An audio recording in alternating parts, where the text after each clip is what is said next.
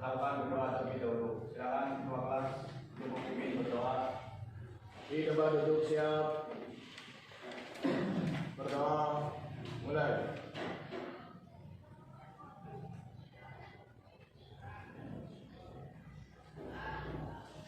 Berdoa selesai. Beri salam.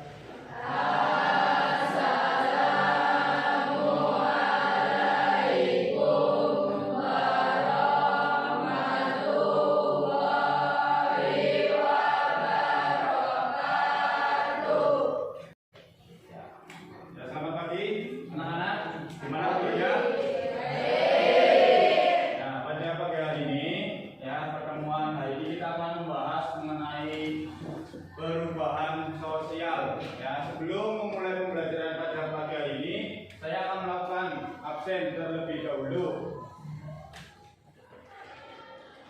Untuk yang pertama, Ahmad Ilzam.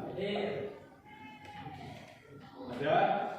Mulai materi, ya, ada kompetensi yang harus kalian kuasai, ya. Perhatikan ke depan, ya. Pada pertemuan hari ini kita akan membahas mengenai definisi, teori, dan mengklasifikasikan bentuk-bentuk perubahan sosial yang ada dalam kehidupan masyarakat. Tujuannya apa? Kenapa kita harus mempelajari hal tersebut? Yang pertama, dengan kita mempelajari hal tersebut, ya, kita dapat menjelaskan mengenai pengertian perubahan sosial. Perubahan sosial itu apa? Ya, terus teorinya apa saja? Dan yang kedua, kita dapat menganalisis bentuk-bentuk perubahan sosial yang ada di dalam masyarakat. Dan setelah kita menjelaskan dua poin tersebut, kita jadi tahu, oh ternyata perubahan yang ada di dalam masyarakat itu seperti ini. Ya, pasti ada yang positif dan ada yang negatif. Maka dari itu kita tugasnya sebagai, ya, harus memberikan solusi atau menyelesaikan apa, ya, terutama masalah-masalah yang diakibatkan oleh perubahan sosial. Nah, sebelum memulai saya menjelaskan materi lebih lanjut, sebelumnya, apa kalian pernah melihat perubahan yang ada di lingkungan kalian? Nah, coba apa contoh perubahan yang ada di masyarakat? Silakan angkat tangan.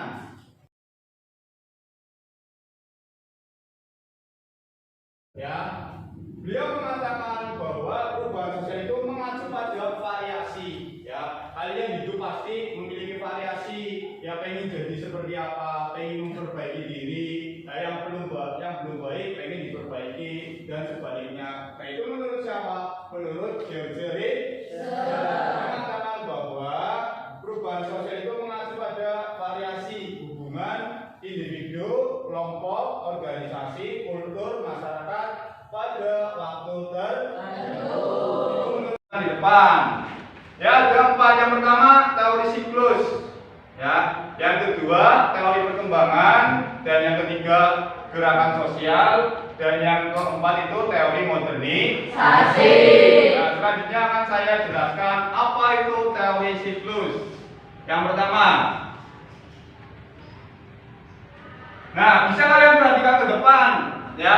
Teori siklus itu berputar, ya, berputar dari arah primitif menuju tradisional menuju modern. Jadi berputar terus, ya. Kalian dari awalnya primitif bisa tradisional bisa modern. Jadi berputar. Kalian akan mengalami 3 poin tersebut, ya.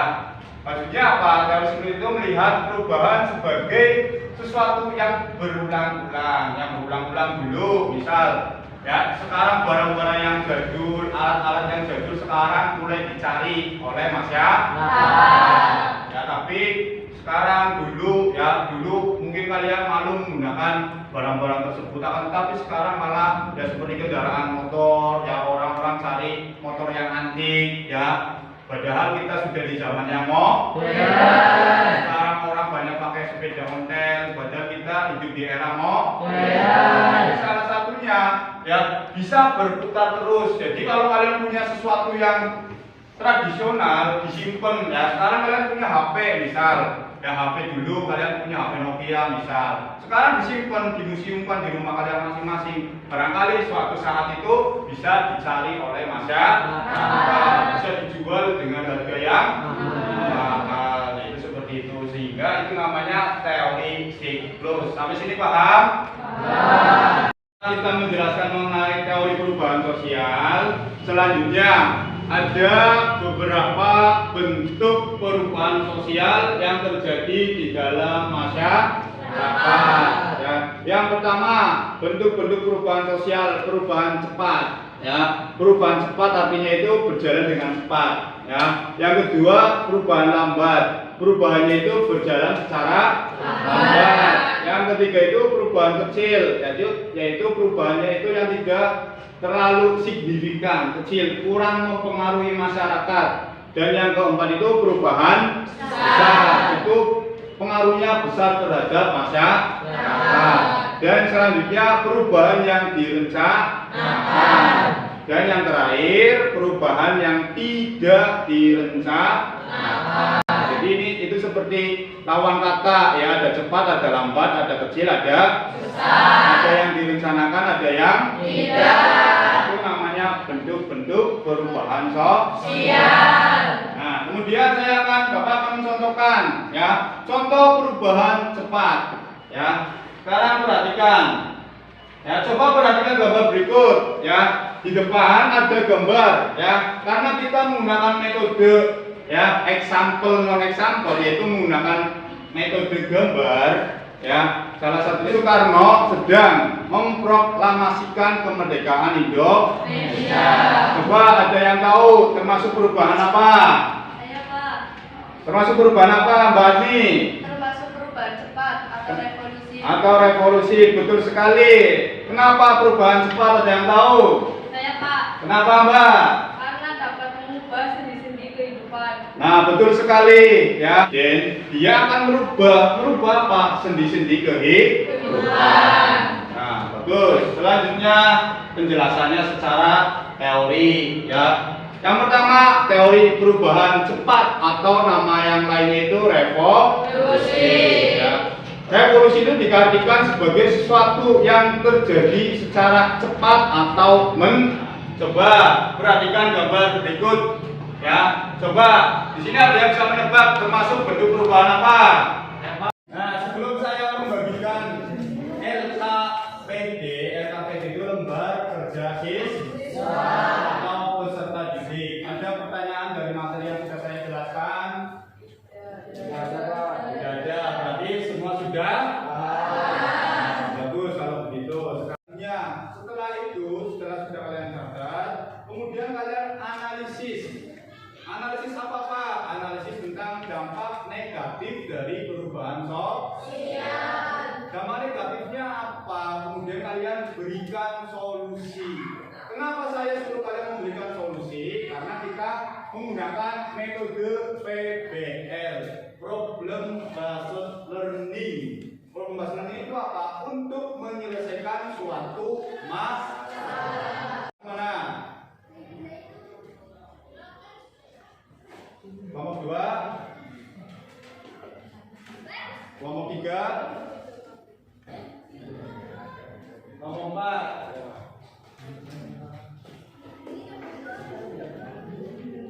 kelompok 5. Terima kasih. Ya, untuk Ya, nama-namanya ditulis. menambahkan pengetahuan. Ya, nama. Nanti di waktu ya. Kelompok 1 ya, pas ya. Kelompok 1 silakan perwakilan ketua kelompok untuk menyampaikan hasil presentasinya ke depan. Ya, silakan. Saya Mali. Assalamualaikum warahmatullahi wabarakatuh. Waalaikumsalam warahmatullahi wabarakatuh. Perkenalkan, nama saya Nisa Rizka dari kelompok 1 akan membacakan hasil diskusi dan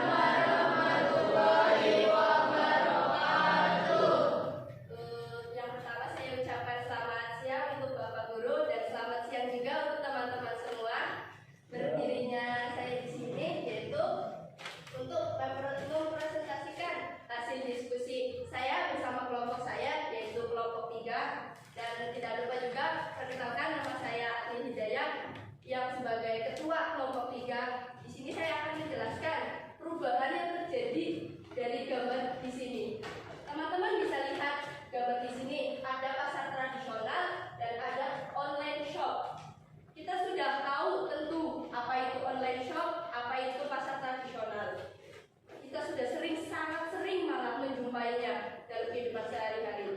Nah, dari gambar tersebut ini terjadi perubahan kegiatan transaksi ekonomi dari langsung ke tidak langsung, dan perubahan ini disebut juga perubahan lambat atau evolusi. Dari gambar di samping kita dapat jabarkan perubahan yang terjadi, yaitu dulu orang belanja atau membeli kebutuhan pokok atau pakaian atau segala kebutuhan itu datang langsung ke tempat penjualnya, yaitu misal di pasar tradisional. Di sana banyak penjual-penjual yang mendagangkan hasil-hasil mereka di sana. Berbeda dengan sekarang yang bisa kita akses melalui gadget atau HP. Di sana sudah terdapat banyak aplikasi-aplikasi tentang metode belanja, mulai dari Shopee, Lazada, atau bisa sampai makanan cepat saji. Tak payah keluar capek-capek membeli makanan, membeli pakaian, membeli apapun kebutuhan kita. Tinggal klik, barangnya datang ke kita, bukan kita yang datang ke barang. Nah, dari perubahan tersebut tentu mengakibatkan banyak dampak. Ada dampak positif dan juga ada dampak negatif. Yang pertama yaitu dampak positif. Yang pertama, meningkatkan kemajuan teknologi. Yang kedua, mempermudah kegiatan masyarakat. Yang ketiga, lebih mempersingkat waktu. Dan keempat, jangkauan yang lebih luas. Dan yang terakhir, tersedia banyak pilihan. Nah, itu termasuk dampak positif dari adanya perubahan tersebut. Nah, yang kedua, dampak negatif. Tentu ada dampak positif, ada dampak negatif. Yang pertama, mengurangi interaksi masyarakat. Dua, menimbulkan kesenjangan. Ketiga, kasus penipuan. Dan keempat, masyarakat lebih konsumtif. Nah, sekarang saya akan menyimpulkan dari pembelajaran tadi ya. Dari yang sudah saya jelaskan bahwa perubahan sosial itu menyangkut sendi-sendi dalam kehidupan masyarakat. Ya, perubahan sosial itu diawali dari individu ke individu yang lain.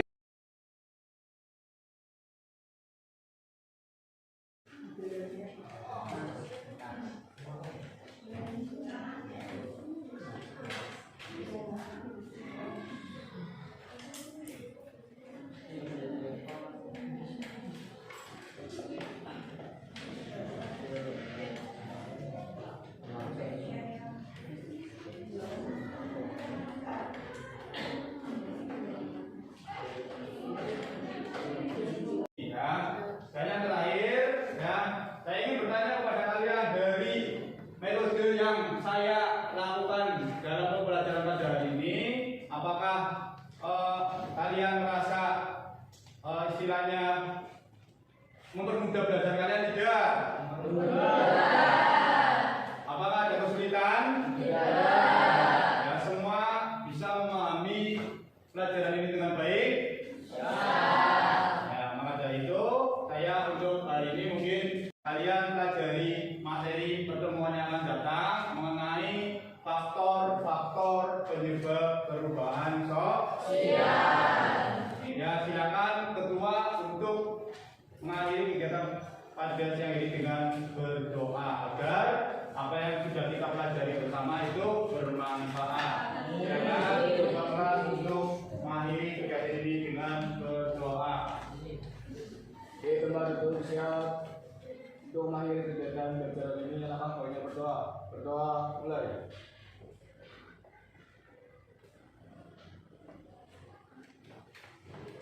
Berdoa selesai. Barisan